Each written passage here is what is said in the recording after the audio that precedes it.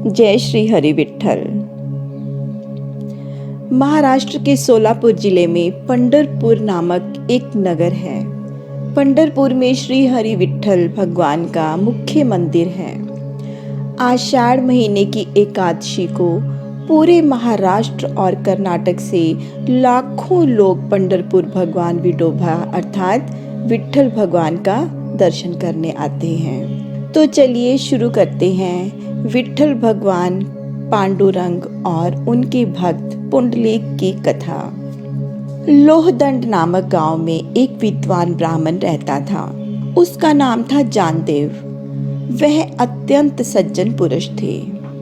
वह अपने काम से काम रखने वाला एक भला और धार्मिक इंसान था। लेकिन उसका पुत्र पुंडलीक बिल्कुल उसके विपरीत था। बुरी संगत में रहना, माता पिता और बड़ों का अनादर करना दुराचारी स्वभाव का था। माता पिता ने यह सोचकर उसकी शादी कर दी कि शायद शादी के बाद वह सुधर जाएगा, परंतु शादी के बाद वह बिल्कुल और भी ज्यादा बदल गया और अपनी पत्नी की मुट्ठी में रहने लगा।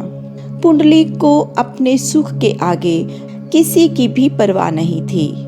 उसे तो अब उसके माता पिता भी बोझ लगने लगे थे।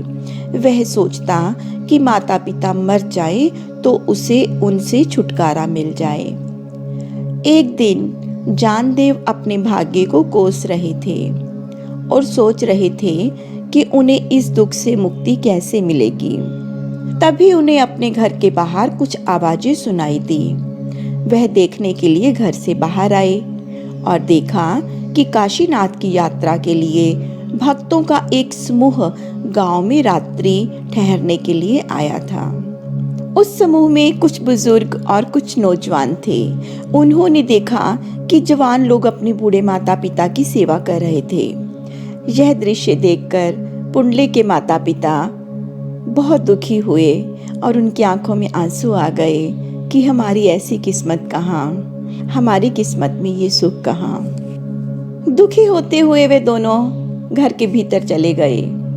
पुंडलीक ने यात्रियों से ये सुना कि काशीनाथ की यात्रा करने से सारे पाप धुल जाते हैं। उसने यात्रियों से बात करके खुद भी काशीनाथ जाने की इच्छा जाहिर की। वह अपनी पत्नी और माता पिता के साथ उस समूह में शामिल हो गया और यात्रा के लिए प्रस्थान किया। उन दिनों पैदल ही यात्रा किया करते थे। बूढ़े माता पिता कितनी दूर पैदल चलते।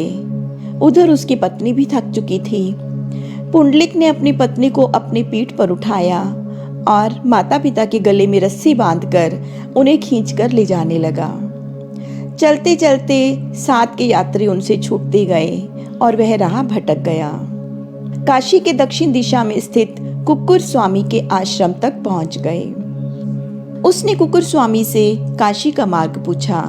उन्होंने कहा कि मुझे काशी का मार्ग नहीं पता, मैं काशी कभी गया ही नहीं। पुंडलीक ने स्वामी का मजाक उड़ाते हुए कहा कि उनके जैसा पवित्र व्यक्ति को काशी तो जाना ही चाहिए।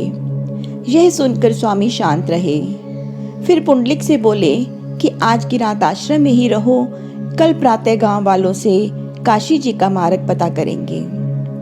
तब वह अपने माता पिता और पत्नी के साथ रात वहीं ठहर गए। रात को कुछ आवाजों से पुंडलीक की नींद टूटी तो वह उठकर उस तरफ चला जहां से आवाजें आ रही थी। तब उसने देखा कि 3 महिलाएं आश्रम की सफाई कर रही हैं। पुंडलीक पास आकर उनसे पूछने लगा कि तुम कौन हो।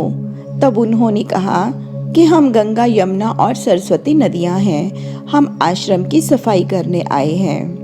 पुंडलीक बहुत हैरान हुआ कि कुक्कुर स्वामी जैसे व्यक्ति जो कभी काशी जी नहीं गए, उनके आश्रम की सफाई करने ये तीनों महान और पवित्र नदियां क्यों आती हैं। उत्सुकतावश उसने उन 3 नदियों से पूछ ही लिया।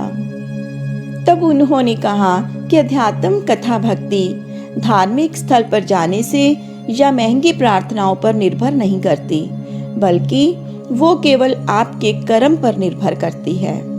उन तीनों ने बताया कि कुक्कुर स्वामी ने मन से अपने माता पिता की बहुत सेवा की है और अपना संपूर्ण जीवन समाज हित के लिए समर्पित किया है। इस प्रकार कुकुर स्वामी ने मोक्ष प्राप्ति के लिए काफी पुण्य एकत्र किए हैं और अपनी सेवा करने के लिए हमें पृथ्वी पर ले आए हैं। नदियों के मुख से ऐसी बातें सुनकर पुंडलीक को अपनी गलती का एहसास हुआ और अपने माता पिता के गले में रस्सी डालकर खींचने का दृश्य उसकी आंखों के सामने आ गया।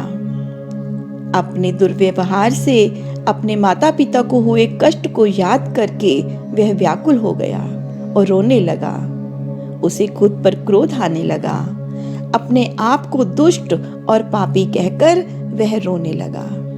तीनों नदियों ने उसे सांत्वना दी और अपने माता पिता की सेवा कर सुखी होने का आशीर्वाद देकर वे तीनों नदियां अंतर्ध्यान हो गई।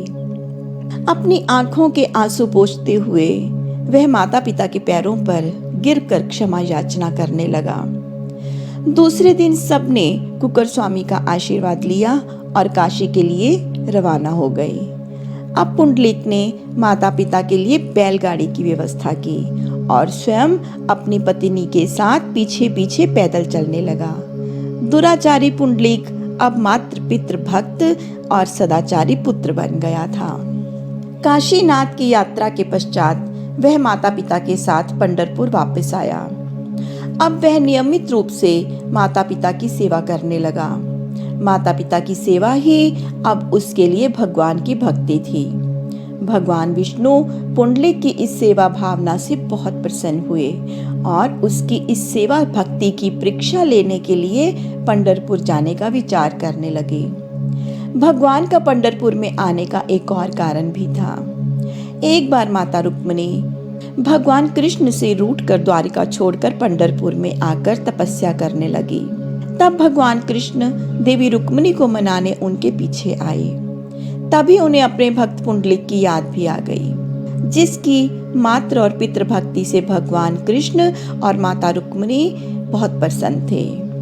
पुंडलीक अपने माता पिता की सेवा करते हुए हर समय भगवान को याद किया करते थे। एक रात वह पांव दबाकर अपने माता पिता को सुला रहा था। तभी भगवान उसके दरवाजे पर आकर खड़े हो गए और बोले, पुंडलीक उठो, मैं तुम्हारी सेवा भक्ति से बहुत प्रसन्न हूँ। तुमसे मिलने तुम्हारे घर आया हूँ। उस वक्त पुंडलीक की पीठ दरवाजे की तरफ थी। उसने पीछे देखे बिना ही पास रखी एक ईंट पीछे दरवाजे की ओर सरका दी और भगवान को प्रतीक्षा करने के लिए कहकर पुनः माता पिता की सेवा में मग्न हो गया और भगवान की कोई भी आवभक्त नहीं की और क्षमा मांगते हुए बोला कि प्रभु, इस समय मैं अपने माता पिता की सेवा अधूरी नहीं छोड़ सकता, अतः आपको यही प्रतीक्षा करनी होगी। पुंडलीक को सेवा भक्ति में ही पूरी रात व्यतीत हो गई। उधर भगवान प्रतीक्षा करते करते जब थक गए तो सपते ही उनके दोनों हाथ कमर पर आ गए। जब माता पिता सो गए तब पुंडलीक धीरे धीरे उठा और भगवान के पास आया और क्षमा याचना करते हुए प्रणाम किया। तब भगवान बोले, पुंडलीक, तुम मेरे सच्चे भक्त हो। मैं तुम्हारी सेवा निष्ठा से बहुत प्रसन्न हूँ। मैं यहाँ तुम्हारी परीक्षा लेने आया था और तुम उसमें उत्तीर्ण हुए हो। तुम जो चाहे वरदान मांग लो। यह सुनकर पुंडलीक की आंखों में आंसू आ गए। उसने गदगद कंठ से प्रार्थना की कि प्रभु, मुझे अपने लिए कुछ नहीं चाहिए। मैं चाहता हूँ कि आप इसी तरह सदैव मेरे पास रहें और यहीं इसी ईंट पर विराजमान हो जाइए। मेरे साथ सभी भक्तों को निरंतर आपका दर्शन होता रहे। तब भगवान ने कहा, तथास्तु। तब से लेकर अब तक भगवान पंढरपुर में कमर पर दोनों हाथ रखकर ईंट पर खड़े हैं। महाराष्ट्र में ईंट को विठोबा कहा जाता है और ईंट पर खड़े होने के कारण उनका नाम विठोबा और विट्ठल भगवान पड़ गया। पंढरपुर में भगवान माता रुक्मिणी के साथ पूजे जाते हैं। तो यह थी भगवान विट्ठल की कथा। आने वाली वीडियो में फिर से भगवान विट्ठल की कथा को आगे बढ़ाएंगे। तब तक के लिए नमस्कार। चैनल को सब्सक्राइब कीजिए और वीडियो पसंद आई हो तो लाइक और शेयर भी करिए। और अगर मन में कुछ भाव उत्पन्न हुए हों तो भगवान विट्ठलनाथ की जय बोलते हुए प्यारे प्यारे से कमेंट कीजिए। जय श्री हरि विट्ठल।